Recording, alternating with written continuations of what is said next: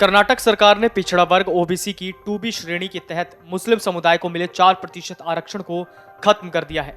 इस फैसले का बचाव करते रविवार को केंद्रीय गृह मंत्री अमित शाह ने कहा कि धर्म के आधार पर रिजर्वेशन पूरी तरह से अवैध है।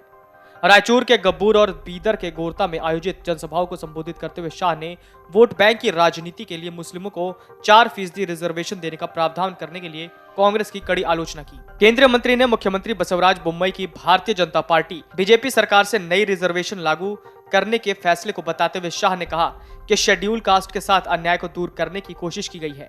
जानकारी के मुताबिक ओबीसी आरक्षण में 2B श्रेणी केवल मुस्लिमों के लिए ही थी, जिसे बीजेपी सरकार ने समाप्त करते हुए कहा कि ये संवैधानिक रूप से वैध नहीं है। सरकार के इस फैसले के बाद राज्य में 2B श्रेणी समाप्त हो गई। इसके साथ ही वोकलिगा का आरक्षण 4% से बढ़कर 6% और लिंगायत समुदाय का आरक्षण 5% से बढ़कर 7% हो गया। शाह ने राज्य सरकार का फैसला किया और इसका बचाव करते हुए कहा कि बीजेपी कभी इसमें विश्वास नहीं करती, इसलिए सरकार ने आरक्षण व्यवस्था में बदलाव का फैसला किया। उन्होंने कहा कि बीजेपी ने अल्पसंख्यकों को दिया गया 4% आरक्षण समाप्त कर 2% आरक्षण वोकलिगा और 2% आरक्षण लिंगायत को दिया है। साथ ही कहा कि अल्पसंख्यकों के लिए आरक्षण संवैधानिक तौर पर अवैध है। केंद्रीय मंत्री ने कहा कि कांग्रेस ने अपनी ध्रुवीकरण की राजनीति के तहत अल्पसंख्यकों को आरक्षण दिया।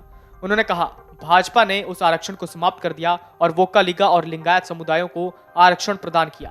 कांग्रेस पर वोट बैंक की राजनीति का आरोप लगाते हुए शाह ने कहा कि पार्टी ने आजादी के शहीदों और हैदराबाद मुक्ति को भी याद नहीं किया।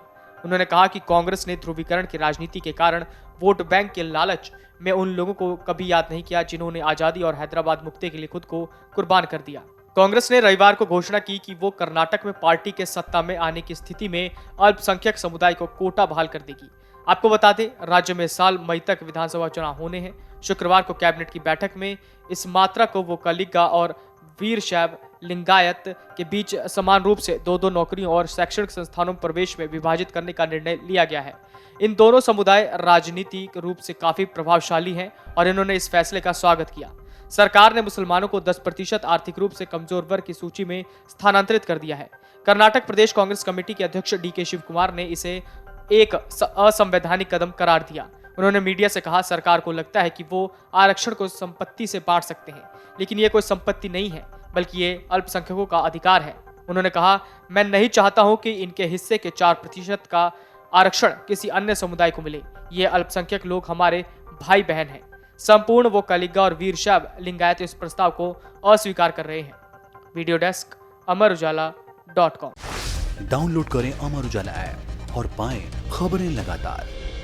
अगर आप ये वीडियो YouTube पर देख रहे हैं तो हमारे चैनल को सब्सक्राइब करें और बेल आइकन को दबाना ना भूलें। अगर आप Facebook पर ये वीडियो देख रहे हैं तो हमारे पेज को लाइक करें।